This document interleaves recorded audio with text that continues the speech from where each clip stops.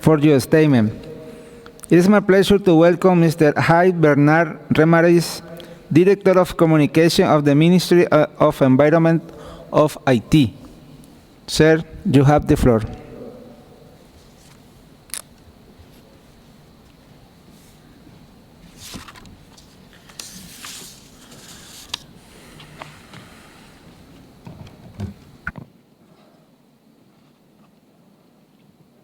Excellences, Mesdames et Messieurs, merci de l'opportunité qui nous est donnée de faire entendre la voix d'Haïti à l'occasion de cette 27e conférence des partis sur les changements climatiques.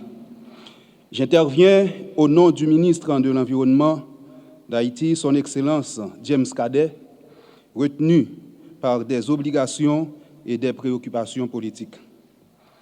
Permettez-moi tout d'abord de remercier, au nom du ministre James Cadet, le gouvernement égyptien pour son hospitalité. Des remerciements en particulier à l'endroit de son Excellence Sameh Choukri, ministre égyptien des Affaires étrangères, pour son leadership à la présidence de cette 27e conférence des partis. Je vous transmets, au nom du ministre de l'Environnement d'Haïti, les salutations du gouvernement, notamment celles du Premier ministre de la République d'Haïti, Dr Ariel Henry. Excellences, Mesdames et Messieurs, la République d'Haïti, comme beaucoup d'autres petits États insulaires en développement et des pays moins avancés, est très exposée aux risques climatiques de toutes sortes. L'augmentation du nombre et de l'intensité des événements climatiques extrêmes provoque des dégâts considérables sur l'économie du pays, affecte le mode de vie des populations et provoque la pauvreté extrême. En 2020, les pertes causées par les catastrophes climatiques en Haïti ont atteint près de 400 millions de dollars américains, ce qui représente environ 50% de l'aide internationale et 20% du budget de l'État.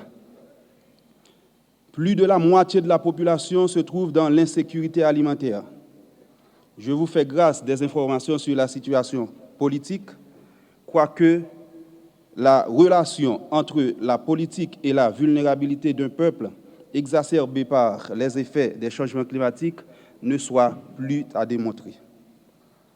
Dans ce contexte de crise climatique multiforme et multirisque, la capacité de nos institutions à proposer des mesures d'adaptation adéquates est plus que jamais nécessaire.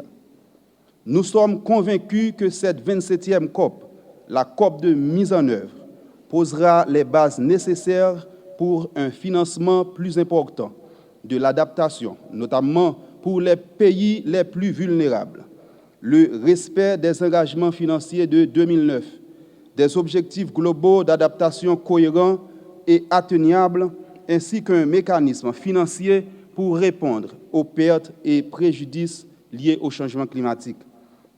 Au nom de la solidarité, au nom du principe de responsabilité commune, mais différenciée, et au nom de la justice climatique, il est urgent d'adopter des mesures concrètes pour envoyer un signal fort aux populations du monde entier que nous sommes venus ici, à Sharm el-Sheikh, pour rechercher des solutions qui sont à la hauteur de l'urgence climatique exprimée par le 6e rapport du GIEC.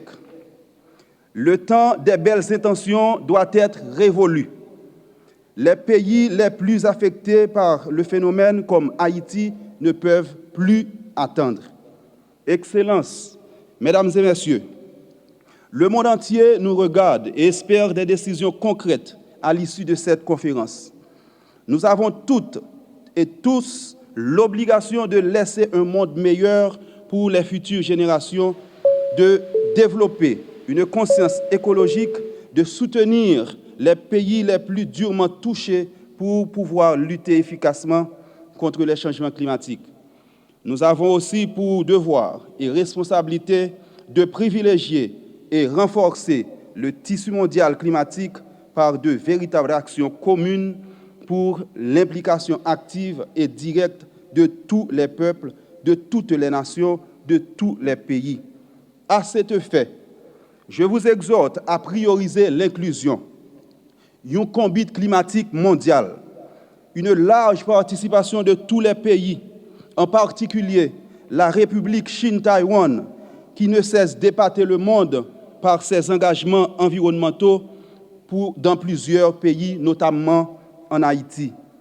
Cette COP27, la COP de mise en œuvre, nous invite à concrétiser les promesses contenues dans l'accord de Paris sur le climat pour maintenir la hausse de la température mondiale en dessous de 1,5 degrés Celsius d'ici la fin de ce siècle.